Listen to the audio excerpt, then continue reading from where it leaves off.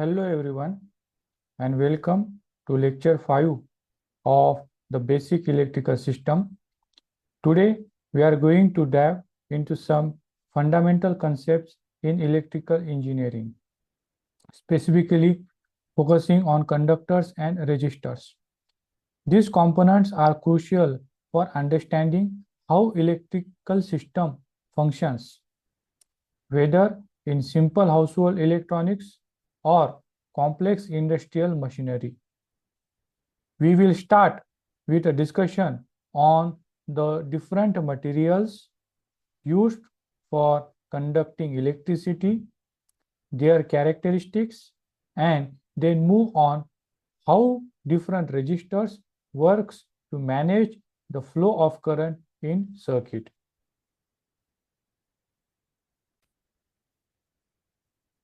Now we will see the conduction chart for different materials which are used in electrical circuits.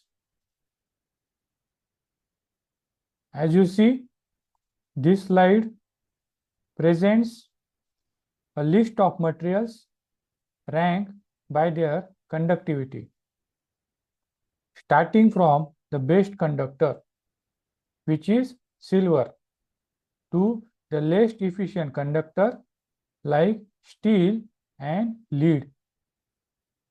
The ability of a material to conduct electricity depends on its atomic structure, which influences how easily electrons can move through it.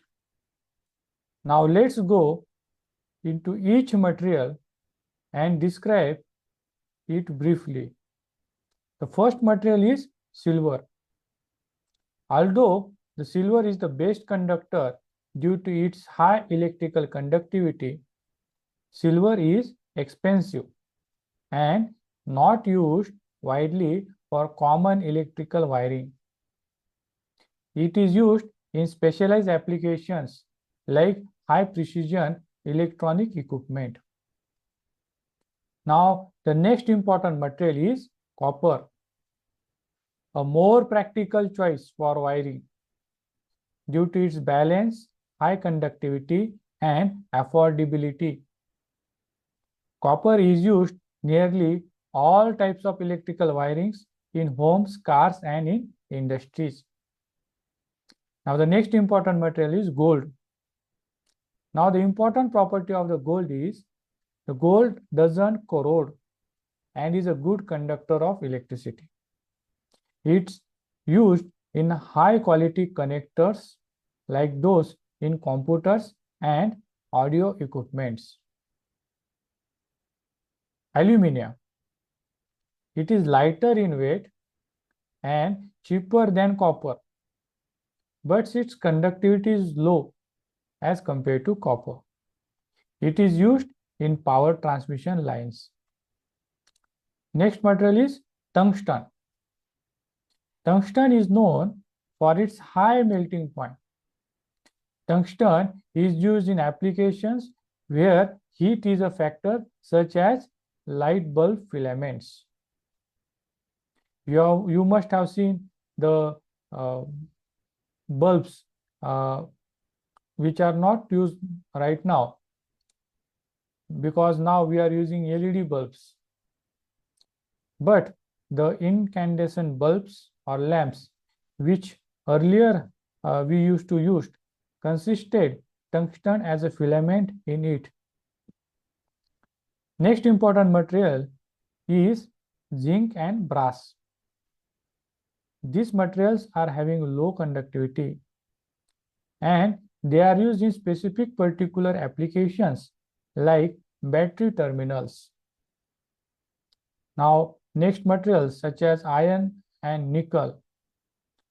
These materials have magnetic properties and they are useful in electromagnets. Now, other materials such as tin, steel, and lead. These materials are not great conductors and are used in applications where conductivity isn't the primary concern. These are used in electrical systems, and the conductivity of the material is not a primary demand in that applications, such as protective coatings or structural elements in our electrical systems. We will take a small example. Take an electrical motor. Look inside this electrical motor.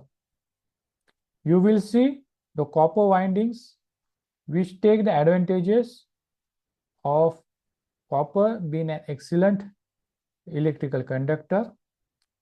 On the other hand, aluminum is commonly used for the overhead power cables.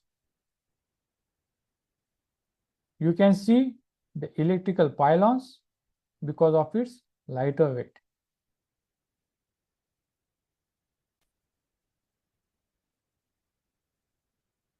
Resistors, which are the components used to limit or control the flow of electrical current in a circuit.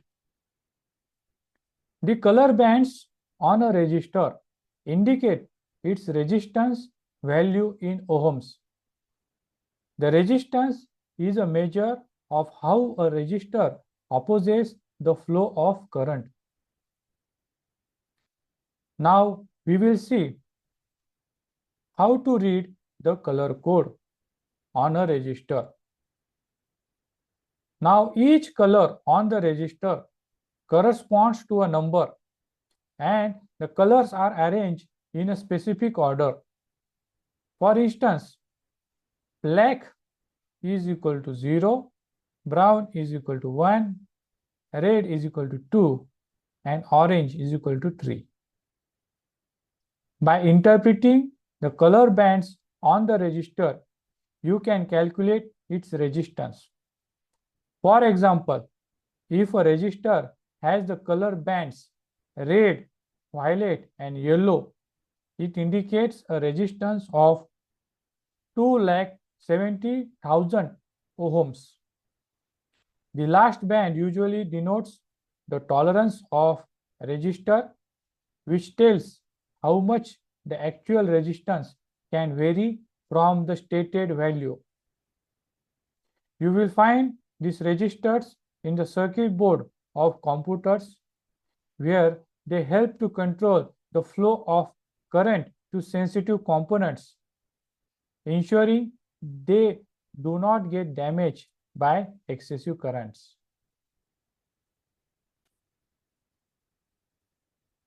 Resistors come in various forms depending on their use. The most common types is the fixed resistor, which has a set resistance value. Resistors are typically made from materials like carbon, metal films, or wire. Carbon resistors are widely used in electronic circuits because they are cheap and easy to produce. Carbon component resistors are made of a mixture of carbon powder and a binding agent, giving them a rough structure that increases resistance. On the other hand, metal film resistors offers more precision in resistance and are used in application where accuracy is important. You can take an example of a smartphone. Resistors help to regulate power distribution across different components, ensuring each part receives the appropriate voltage.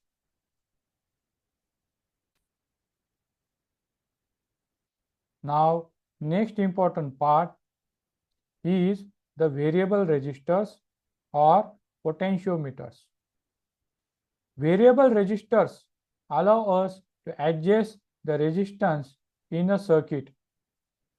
Potentiometers are a type of variable resistors with 3 terminals. They work by adjusting a sliding contact across a resistive element, changing the resistance between the terminals. Potentiometer application we will find in automotives. Potentiometers are used as a throttle position sensor to measure how far the throttle is open. As the throttle opens, the resistance changes, sending a signal to the car's ECU to adjust the fuel injection accordingly.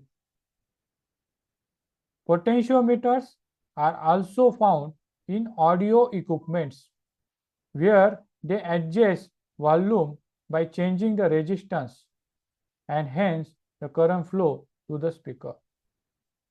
A radio control is a common example where a potentiometer adjusts the loudness by varying the current flow to the speakers.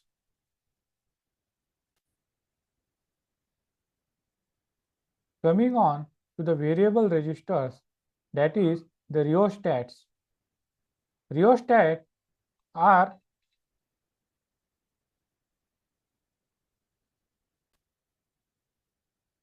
sorry for the disturbance. We will discuss this rheostat. Rheostats are another type of variable resistor. But unlike potentiometers, they have only 2 terminals. Rheostats are designed to handle higher currents as compared to potentiometers and are used for the applications that require adjustable resistance. A common use for rheostat is in controlling the brightness of lighting, such as the dimmer switch for lights in a room. As you turn the knob, the resistance changes, allowing more or less current to pass through the light bulbs. Rheostats are also used in industrial applications, such as in heavy-duty machinery to control motor speed by varying the resistance in the motor circuit. A common example you can see the electrical heater. A rheostat can adjust the temperature by changing the amount of current flowing through the heating elements.